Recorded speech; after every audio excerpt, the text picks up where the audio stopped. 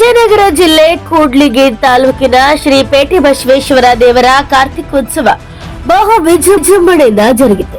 ಧಾರ್ಮಿಕ ಕೈಂಕರ್ಯಗಳು ಸಂದರ್ಭದಲ್ಲಿ ಜರುಗಿತು.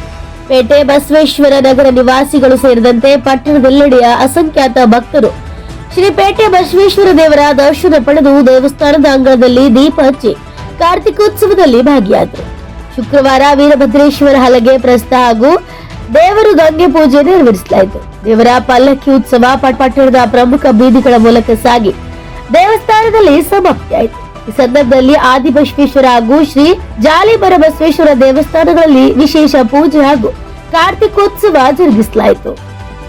ಪೇಟೆ ಬಸವೇಶ್ವರ ದೇವಸ್ಥಾನದ ಆವರಣದಲ್ಲಿ ಪಟ ಹರಾಜು, ಹೂವಿನ ಹಾರ ಹರಾಜು, ಪ್ರಸಾದ ವಿನಿಯೋಗ ಸೇರಿದಂತೆ ವಿವಿಧ ಕಾರ್ಯಕ್ರಮಗಳು ಜರುಗಿದವು. ಪಟ್ಟಣದ ಜಂಗಮ ಸಮುದಾಯದ ಪ್ರಮುಖರಾದ KHM ಚಿದಾನಂದ ಸ್ವಾಮಿ ಹಾಗೂ ಆರಾಧ್ಯ ಮಠದ ಬಸವರಾಜ ಸ್ವಾಮಿರವರು ಪೌರೋಹಿತ್ಯವನ್ನ ವಹಿಸಿದರು. ಪೇಟೆ ಬಸವೇಶ್ವರ ಕಾರ್ತಿಕೋತ್ಸವದಲ್ಲಿ ಬಸವೇಶ್ವರ ನಗರ ನಿವಾಸಿಗಳು ಸೇರಿದಂತೆ ಅಸಂಖ್ಯಾತ ಭಕ್ತರು ಭಾಗವಹಿಸಿದರು. ವಿಜಯ ನ್ಯೂಸ್ ಬ್ಯೂರೋ, ವಿಜಯನಗರ.